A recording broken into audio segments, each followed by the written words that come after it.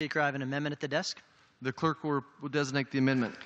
Amendment number 70, printed in Part B of House Report number 115-295, offered by Mr. Fitzpatrick of Pennsylvania.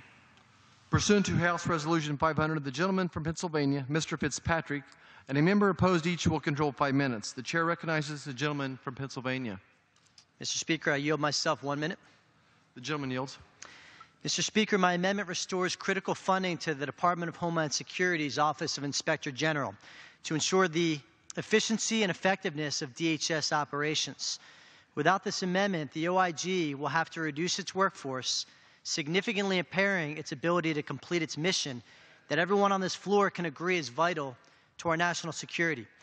Mr. Speaker, these women and men work tirelessly to conduct audits, inspections, and investigations that combat fraud, waste, and abuse in one of our nation's most critical agencies. With over 147 reports, 370 actions recommended, and 836 investigations, DHS OIG has proven to be not only worthy of every penny, but also a place where dollars spent turn into dollars saved.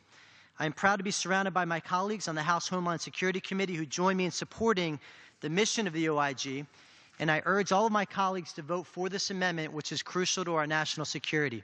I reserve back the balance of my time. To the gentleman from Louisiana, Mr. Higgins. The gentleman yields. Louisiana is recognized.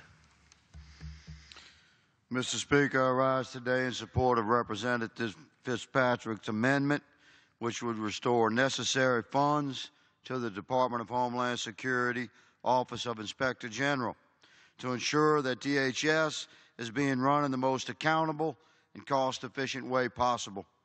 I'm in full support of the increases we have made to both defense and Homeland Security spending. However, it is imperative that the programs administered by these agencies be operated in a transparent manner that ensures the responsible expenditure of the people's treasure. In its most recent semi-annual report, OIG reported that it recovered $77.8 million from its audits and investigations and identified $32 million in questionable cost.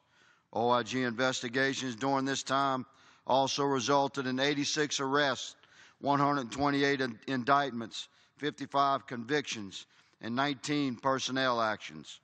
This is a needed amendment, and I encourage my colleagues to support it and vote yes. The gentleman yields. From Pennsylvania is recognized. Mr. Speaker, I yield 1 minute to the gentleman from New York, Mr. Donovan. The gentleman from New York is recognized. Thank you, Mr. Speaker, and I thank my colleague for yielding. Mr. Speaker, first I would like to thank Subcommittee Chairman Carter and Ranking Member Roy Bullard, along with the House Homeland Security Committee and all their staff for the hard work on this amendment. Mr. Speaker, I'm proud to rise in support of the amendment offered by my colleague and friend, Mr. Fitzpatrick. The amendment restores critical funding to the DHS Office of Inspector General so it can meet its statutory mission. As a subcommittee chairman who oversees components of DHS, my duty is to first get the department the resources it needs, and secondly, ensure these resources are used honestly and efficiently.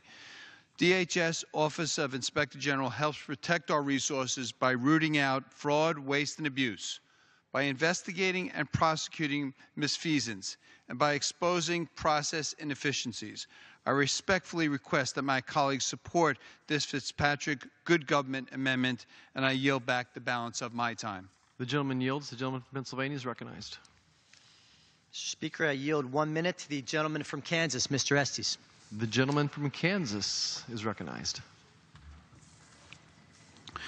Mr. Speaker, I rise today in support of Representative Fitzpatrick's amendment. My career in the private sector required skills in identifying deficiencies in systems and processes. When I looked at the program, or lack thereof, of the financial systems modernization effort beset by poor management and lack of transparency, my last course of action would be to throw more money at it. Good systems require a good plan.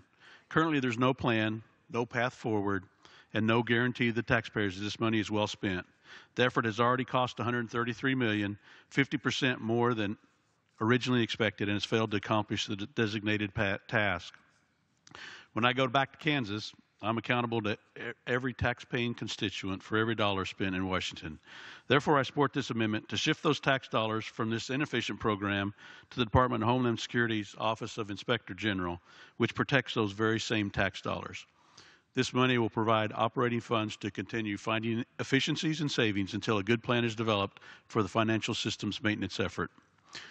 Mr. Speaker, I urge my colleagues to support this amendment in fiscal accountability to the American taxpayer, and I yield back the balance of my time. The gentleman yields. The gentleman from Pennsylvania is recognized. Mr. Speaker, I reserve the balance of my time. The gentleman reserves.